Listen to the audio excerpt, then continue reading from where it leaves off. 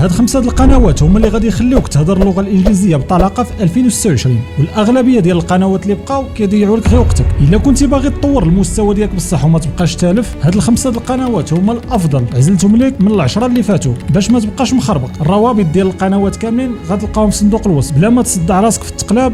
ويلا تبدا باول قناه اللي هي انكفيد. هاد القناه هادي انا كنعتبرها هي الام ديال القنوات في يوتيوب. تسولني تقول لي علاش؟ لان هاد القناه تقريبا فيها اكثر من 10 ديال الاساتذه اللي هما نايتيف سبيكرز او لا المتحدثين الاصليين باللغه الانجليزيه، وكل واحد عنده الطريقه الخاصه ديالو في الشرح. تقدر تسولني تقول لي علاش هاد القناه مهمه بزاف؟ لانهم كيقريو بالسبوره، وهذه واحد الميزه اللي زوينه ليك انت كمبتدئ ولا حتى متوسط. يعني اي حاجه كيقولها لك ديجا كيكون كتبها في السبوره، وحتى الشرح كيكون مبني على هذيك الكلمه ولا القاعده ولا هذيك الجمله.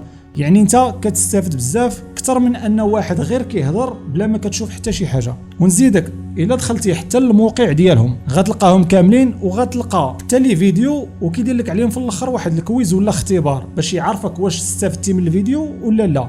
وهذه حتى هي ميزه زوينه ليك. واهم حاجه ليك انت اللي خاصك دير دابا هو هاد القناه هادي، حاول تعطي فرصه لكل استاذ فيهم حتى تلقى هذاك الشخص اللي مناسب ليك واللي غيساعدك، وهذاك هو الاستاذ ديالك. بغيت نقول لك واحد الحاجه، اي قناه هضرنا عليها غتلقاهم بالترتيب في صندوق الوصف، يعني بلا ما دير مجهود وتضيع وقتك باش تقلب، بكليك وحده تقدر توصل لاي قناه عجباتك. القناه اللي غادي نهضروا عليها دابا مهمه بزاف. شوف هاد القناه اي واحد غتعجبو، واخا تكون مزيان في اللغه الانجليزيه غيعجبك تتبعها.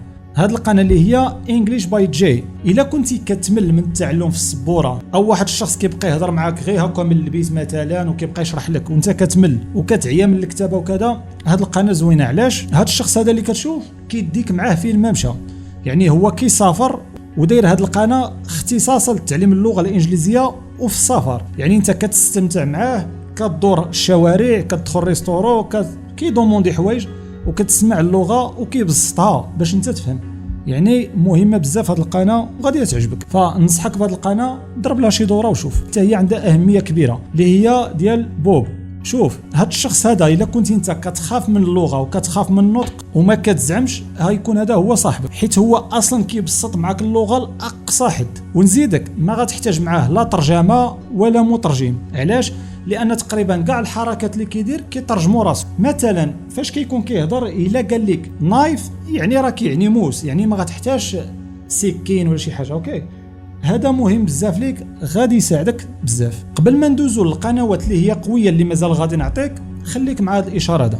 الا كنتي زيرو في الانجليزيه وباغي تبدا بطريقه صحيحه وتتعلم في اقصر وقت، هذا الباك فيه 4 ديال الكتب اللي غادي يعلمك خطوه بخطوه. اكسبريس انجليش هو الاهم، اللي فيه دروس وامتحانات وفيديوهات وحتى اغاني باش تتعلم بسهوله وباسرع طريقه. كونفرسيشن فيه اهم الجمل والمحادثات، غادي يعلموك تهضر في الشارع، في الخدمه وفي السفر وفي جميع المواقف اليوميه. الجراما اللي فيه غير القواعد الاساسيه باش تكون جمله صحيحه وتفهم اي موضوع. ستوريز اللي فيه قصص من حياتنا اليوميه، غادي يعلمك تقرا وتهضر بطلاقه وبلا خوف. والحاجه الزوينه في هذا الباك هو مشروح بالدارجه المغربيه باش ما تضيعش وقتك وتتعلم بسرعه. بكليك واحد تقدر دابا تنزلهم عندك بي دي اف وتبدا تقرا. الرابط ديالهم وديال الفيديو اللي كيشرح كتاب بكتاب غتلقاهم في صندوق الوصف. ندوزو دابا للقناه الاخرى اللي هي حتى هي مهمه ليك بزاف، اللي هي ديال ريتشاردز. واعره هذه القناه. شوف الا كنتي كتبغي هذيك اللغه الامريكانيه وهذيك اللغه ديال نتفليكس وبغيتي حتى تبعد من هذيك اللكنه ديالك، تبع هذه السيده هذه لانها فري غتردك امريكاني، حيت الطريقه اللي كتعلم بها طريقه واعره بزاف. فهاد القناه كيف ما كتشوف فيها بزاف ديال لي بلاي ليست، كل وحده ديالاش.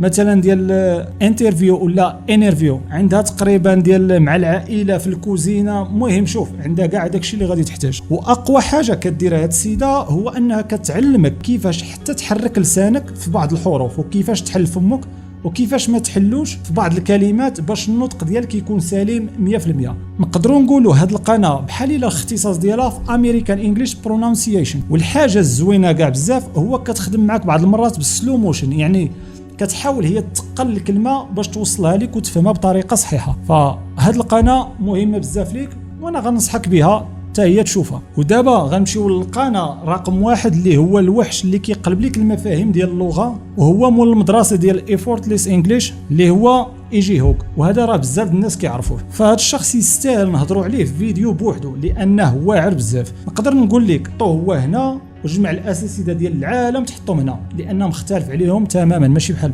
لدرجه انهم هذا المنهج التعليمي ديالو منعوه في ميريكان. وهذا علاش هو هز الرحيل ديالو مشى بحالهم ميريكان. تقدر تسولني علاش؟ غادي نقول لك هذا الشخص هذا كيضرب مباشره في الجيب ديال المؤسسات التعليميه ديال اللغه، حيت هذا المنهج اللي جابيه خطير بزاف واعر. يعني هذا راه بحال كيجيك من الاخر كيقول لك شري الكورس ديالي 6 شهور غادي تتعلم اللغه الانجليزيه، وماشي غادي تتعلم غير اللغه بل انت غتولي ميريكاني بالنطق بكل شيء. وبلا ما نزيد نخلعك فهاد الشخص هذا راه قرا 40 مليون شخص من 80 دوله مختلفه، وهذا كيتعتبر اقوى كورس اقوى استاذ حاليا على وجه الارض. عمره ما قرا شي واحد القواعد، ما كيضيع لكش وقتك في الكتابه، ما كيضيع لكش وقتك في الحوايج الخرافيه. هذا كيدخل معاك ديريكت كيقول لك غير تصنت وكيعطيك قواعد، اليوم تصنت غدا دير كذا بعدو دير كذا، وفعلا 6 شهور غادي تخرج ميريكاني. ولكن كاينه واحد الحاجه، هو الكورس ديالو ماشي فابور وزيد عليها ماشي رخيص لبعض الناس. وثيق بيا لو كان دار هذا الكورس فابور هذوك 40 مليون ديال الناس ربما ما غيتعلم منهم حتى شي واحد، حيت الحاجه اللي كتعطى بلا قيمه عمرها ما غادي تزيدك قيمه انت اللي شادها فابور. وغنديروا استثناء لبعض الحالات اوكي. ودابا انت راك متحمس باغي تدخل القنوات تمشي تشوف هاد لي ويب سايت وهذا الشيء،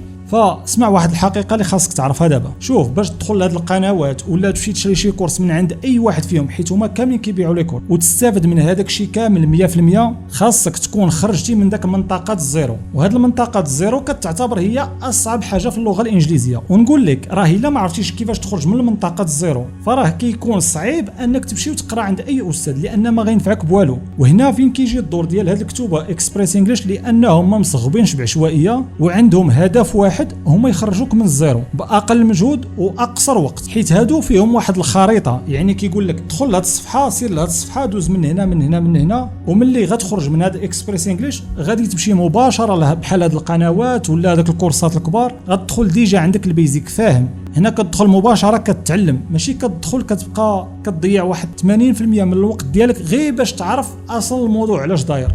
هاد الكتب راه مصممين باش يعاونوك انت، لان الشرح فيهم بالدارجه، وحتى الفيديوهات اللي في وسط الكتوبه كتكليكي وكتبقى تسمع الفيديو في نفس هذاك الشيء اللي انت كتقرا. يعني كتستعمل تقريبا كاع المهارات اللي عندك هكذا باش تخرج من الزيرو في اقرب وقت. اما الا كنتي ديجا خارج من الزيرو غنقول لك برافو عليك، وتقدر دابا تمشي بحال هاد القنوات ولا كورسات كبار وغتبدا ما غيكون عندك حتى شي مشكل. فنتمنى لك التوفيق في المسيره التعليميه ديالك، وإلا بغيتي تزيد تعاون راسك بواحد 5 ديال المواقع مهمه بزاف في التعلم، ها هو الفيديو كيشرحهم، تقدر حتى هما تدخل لهم راه فابور كاملين. تهلا ليا في راسك ونشوفك في شي فيديو واحد اخر.